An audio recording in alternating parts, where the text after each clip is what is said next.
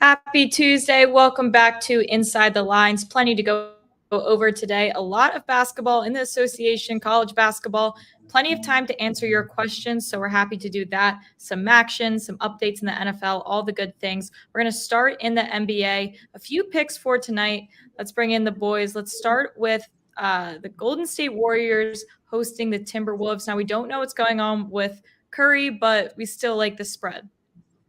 Yeah, this is the back-to-back, well, not back-to-back nights, but they've just played Minnesota at Golden State. Golden State was a -3 favorite, and Minnesota won by 6. Usually there's a reaction where the second game goes the other way, but Steph Curry must be a legitimate questionable because the line is down to -1.5 at some spots. You can also get 2.5 in others. So I think that's an indicator that Curry might miss the game. If he's healthy, which we have him in the model, usually questionable players, especially Curry, who actually plays usually, is all the way at -7. Early part of the season, Golden State has been shooting very poorly at home, 30% on threes. I think 28% versus Minnesota, that's last loss. But last season they were at 39%, and that's got to regress back to the mean, which for them is high 30s. Mm-hmm. Looking to a player or not player prop yet, but I did see Big Cheesy talking about the Nuggets here. We're with him with that on the spread here. Yeah, I love this line because, again, James Harden has been a disaster as we predicted. They're 0-4 straight up, 0-4 against the spread. Yes, Denver doesn't have Jamal Murray, but, they've played quite a few games without him the last few years, and they still need him as a point guard because they have Jokic. Denver's 2-1 in 3 games this year without him, both at home game wins.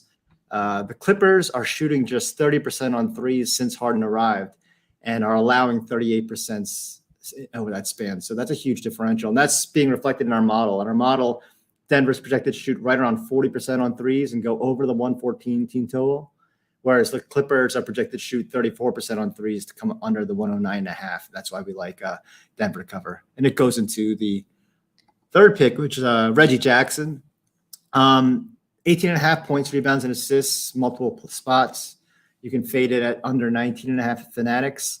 When he plays 27 minutes over the last year and a half, last season, since the start of last season, 27 games of 27 minutes or more, he's averaged 21.7 points, rebounds, and assists. So I think that Denver already has a pretty thin bench, especially at guard, based on the people who have left since their championship team. And with Murray out, and especially at point guard. So the last 2 games, Reggie Jackson's played 28 and 32 minutes. He had 20 points, rebounds, assists, and 28 points, rebounds, assists in those 2 games. So I think he'll have, again, that 20-plus and cruise over this. I also think he had bad blood with Westbrook. What was in OKC, right, Jake? I don't know.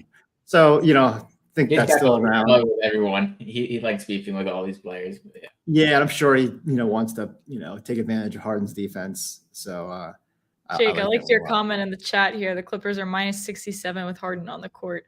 0-4 so far on the season with him. Love to hear it as a Sixers fan. A few questions in the chat if we can go over to the model, Steven. Sure.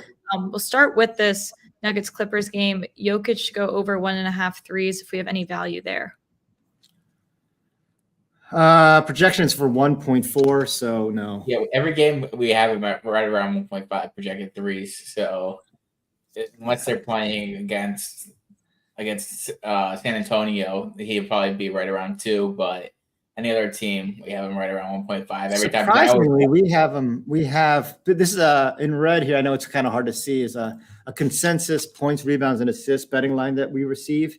And we actually have him less than 54.5. I guess it's just because 54.5 is such a high number. True. Because we have him projected for 28.5 points, 11.5 rebounds, and 9.5 assists. That sounds like a pretty damn good game to me. Right. While you're in the model, let's go over to the Magic. Cole Anthony over 11.5 points here. And also Thompson. Cole Anthony. Okay. So, yeah, they have some injuries at guard, I believe. So over 11.5 points. We love Cole Anthony not love, 12.3. So yes, we like the over there. Yeah, Markelle Fultz is out. And he's the worst. I always feel bad for him because of his, what he went through to recover his shot. But yeah, Cole Anthony's had some big games recently. I think a lot of this was when Fultz was out. All right. Nothing more classic than us and Nick S agreeing. Nick S is the model. Thompson. And I saw Alzar Thompson. His line's probably gone up since when I got it last week, it was like 20, when I want to say it was 21.5, 22.5 last week. The points rebound assist line, now it's up to 27.5. So we have 28. So in terms of assists, we have him at almost 6 assists, so we'd have a tremendous value at 3.5. He only had 2 his last game, but it didn't look like he was in much of an offensive rhythm. 16 rebounds. He's a good rebounder. All right. Like Dennis Rodman, for Christ's sake. All right, let's move on. Still ask your NBA questions in the chat. I'm going to move Steve into the chat. Me and Jake are going to talk a little bit about some college basketball today. Only one play here from you, but definitely a lot to talk about in general. Yeah, so there's a lot of college basketball action. It's the second day of the Gavi games. Kentucky, Kansas, all these great games. Duke, Michigan State. It's a great day of college basketball, but the one game I'm going on right now is a little lesser known game. I like the Santa Clara team. They're so well coached. I think 9.5 is a little too big for Stanford here. The model sets this at around Stanford -3, so you're getting plenty of value. And I mean, Santa Clara, they've had 2 first-round picks the last 2 years, so I like this play here. Yeah, I like that too. And please ask all of your questions in the chat about any college basketball. But of course, we have to hit a little Maction today. Never can forget about it. We'll start with one play here. Eastern Michigan, you like the money line for Akron. Yeah, so there's some reverse line movement in this game. The public is on Eastern Michigan, but the lines move towards Akron. It's moved from Eastern Michigan -4 to Eastern Michigan -3.5. The big thing here is I like Eastern Michigan because this is senior day for them. Players tend to play a little better in senior day. They want to go out on top. And Eastern Michigan, they're 4-6, and they have a realistic path to making a bowl game if they win the next 2 games. So they have a little more motivation than Akron does here. In Akron, they lost 19-0 their last game, and their quarterback got banged up, and their running back Lorenzo Lingard got banged up right after we hit his prop. So luckily, right after we hit his prop, but this reverse line movement does concern me a bit. But I like EMU here. I wanted to answer a quick basketball question, I guess, too. This seems more like your real house, these niche basketball games. Oakland money line and then Providence +1.5. Providence is we're hosting Wisconsin, I believe. Providence, yeah. I mean, the model likes Providence, but Kim English is his first season here at Providence. We have Providence -7, so you're getting good value, maybe a money line play if you want, but it scares me because you don't really know too much about this Providence team. They're pretty talented. They got Josh Aduro. Bryce Hopkins hasn't been shooting the ball well, but he's really talented. He's a Kentucky transfer. And Wisconsin's coming off a loss to Tennessee, and they played pretty well. AJ Storr played pretty well. I think it's a toss-up. I maybe might want to bet this live, if anything, or if you're going to do pregame, bet Providence pregame money line at plus odds. Okay. And then for Oakland, we have Oakland -3. I would definitely lean Oakland here. I think they're a pretty good team. I think they played Illinois pretty tough earlier in the season, or some Big Ten team. So I would lean Oakland here. We have Oakland -3. They're -2.5. I think there's probably more value than that. I know a couple of the experts on Sportsline are on Oakland as well. Yeah, so they lost by 11 at Illinois, as Steven said, but they were hanging in there for most of the game. All right, we got to move back. We have one more important Maction play here. There's nothing we love more than rushing props in the Maction. Daquan Finn, Toledo quarterback, over 28.5 rushing yards here. What makes us go back to the overs, Jake? Yeah, so this one's interesting, but he's such a better rusher on the road than he is at home over the last 2 years, over 28.5 yards, is 14-6 at home compared to 7-11 on the road. So you're getting pretty good value here. He's averaging 50 yards per game rushing on the road compared to just 35 at home. And this lines up to like 30.5 in some places. So if you are on the prize picks wagon, you're getting good value at 28.5. Mm-hmm. Let's just keep firing the questions off. Looking at best bet for Kansas, Kentucky. We can go over to the model here, Stephen, if you want, if we want to get a better gauge at it. I know we have value on Kentucky to cover plus 6.5.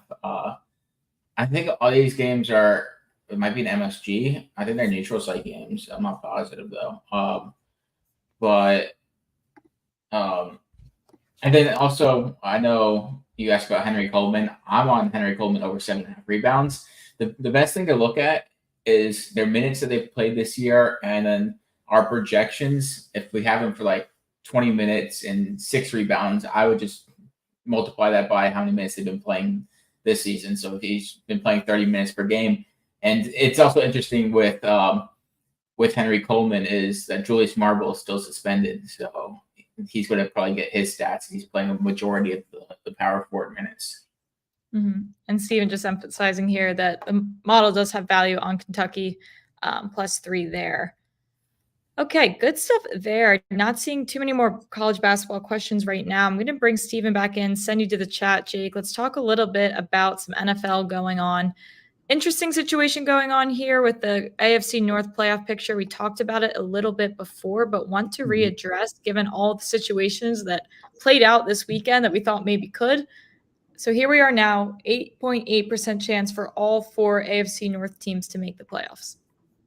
Yeah, I mean, first I should say there's 0.0% of any of these fan bases that actually want to see this because we hate each other, especially Baltimore, who struggles within the division. But the interesting thing is this weekend is obviously major games between these teams. Cincinnati on Thursday at Baltimore, and Cleveland hosting Pittsburgh. So if for some reason you want this scenario, if there's a book that's taking action, then what you want to see is a lot of upsets. So if Cleveland gets upset by Pittsburgh, if Baltimore gets upset by Cincinnati, and if Houston gets upset by Arizona, and if Buffalo gets upset by the Jets, very low chance that all 4 things happen like that. But if that happens, then you get almost more than doubling of the probability that all 4 teams could make it. If it doesn't happen the other way, it's not eliminated. It goes down to around 5.5% if the favorites win all those matchups. Yeah, interesting situation here. I know you're not rooting for it, but it's just a very, very odd situation to be in. All right, let's stay in the NFL. I want to talk about some of the games we haven't gotten to cover. Now we get to talk about Denver, who just pulled off the win against the Bills. The Vikings are going to Denver. Denver's laying 2.5 right now. Total set at 43. Do you see this steaming anywhere?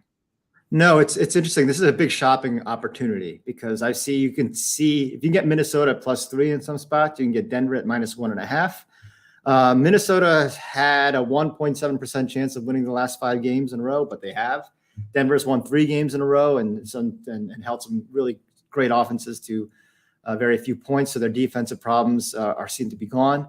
So, but people don't know what to make of it. I think there is a gambler's fallacy where it's, when the team's unlikely to win, 6 in a row in the case of Minnesota or 4 in a row in the case of Denver. So people don't know how to handle that when you have both teams coming in hot.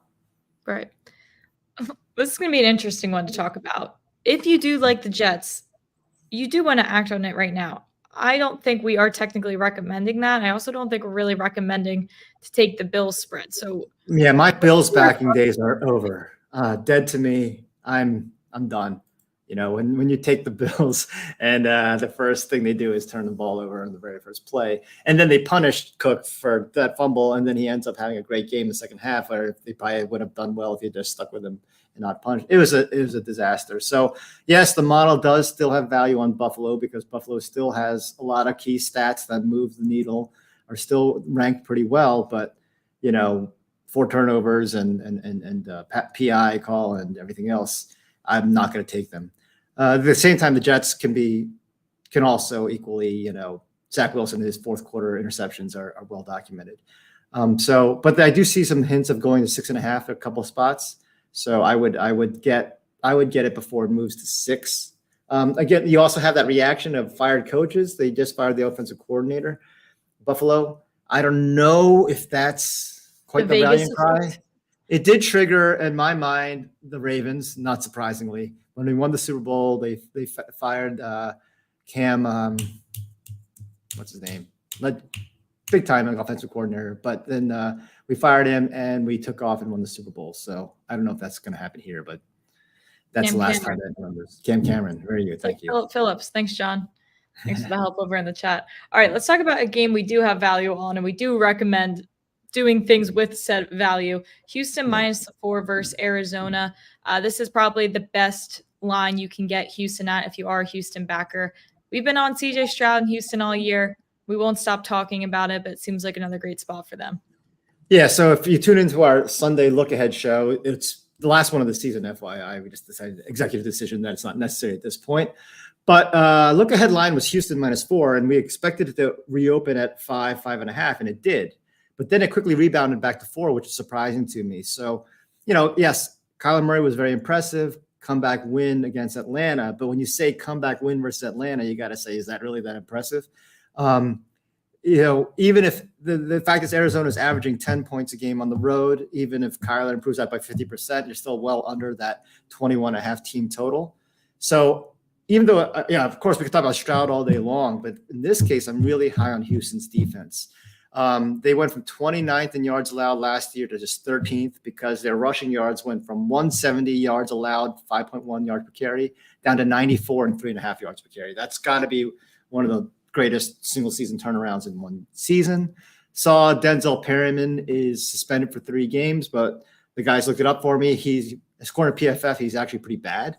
He had a 26 grade versus Cincinnati, which was hard to do when they had such a good game versus Cincinnati and held them to like 30 yards and 6 drives. Apparently he missed a lot of tackles. It's a 30% missed tackle rate. So don't think that absence, if his suspension is not successful, his appeal is not successful, that it's going to hurt. So we like Houston at -4. Okay. Good stuff there. And again, that's kind of part of that AFC North situation and chaotic race there. Again, as playoffs get closer, we'll have a lot more numbers, maybe some value on who to bet on to win their divisions, conference, all of that good stuff. Tomorrow, we'll talk a lot more about college football, a lot of storylines to get to that Jake's going to unpack for us, and Steven as well, but I'm going to say mostly Jake here.